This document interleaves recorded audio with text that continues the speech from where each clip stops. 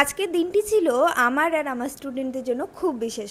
হরিওম সকলকে, আমি Agnisha. Welcome back to another new blog. আজ আমাদের ফারাক্কার জাফরগঞ্জে একটি প্রোগ্রাম ছিল। আমাকে আমন্ত্রণ জানানো হয়েছিল আর সঙ্গে আমার কয়েকজন স্টুডেন্টকেও নিয়ে গিয়েছিলাম। যেহেতু প্রোগ্রামটি ছোট পরিসরে ছিল, তাই সব স্টুডেন্টকে না নিয়ে গিয়ে শুধুমাত্র আমার দুই ছোট্ট কুড়িকে সঙ্গে নিয়ে বেরিয়ে পড়েছিলাম। প্রোগ্রামের আগেই শুরু হলো আমাদের প্রস্তুতি, ওদের রেডি করানো, তারপর নিজে রেডি হওয়া। আমার চুল খুব পাতলা হওয়ায় স্টেজে পারফর্ম করার সময় অনেক সময় হেয়ার স্টাইল নষ্ট হয়ে যায়, তাই আমি সুভদ্রাদিকে ডেকে নিয়েছিলাম আমার চুলটা একটু কার্ল করে সেট করে দেওয়ার জন্য।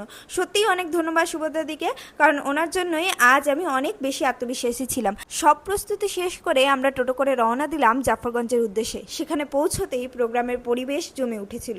অল্প সময়ের মধ্যেই আমাদের পারফরমেন্স শুরু হয়ে যায়।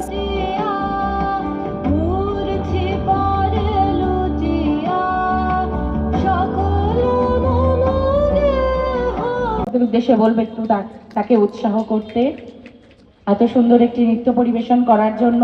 স্টেজে ওঠার আগে যেমন উত্তেজনা ছিল, পারফরমেন্সের পর তেমনই ছিল আনন্দ আর তৃপ্তি।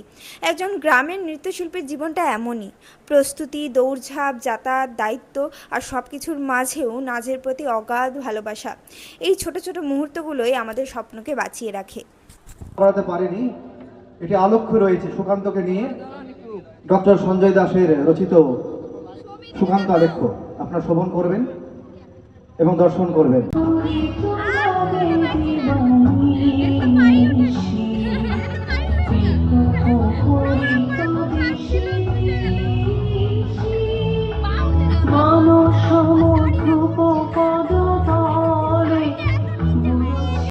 সবশেষে আন্তরিক ধন্যবাদ জানাতে চাই প্রোগ্রামের কর্তৃপক্ষকে।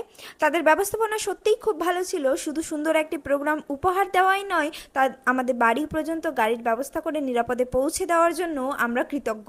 পুরো অনুষ্ঠানটি খুব সুন্দরভাবে সম্পন্ন হয়েছে এবং আমরা খুব ভালো অভিজ্ঞতা নিয়ে ফিরেছি। আজকের ব্লগ এখানেই শেষ করছি। টাটা, টেক কেয়ার, হরিওম সকলকে।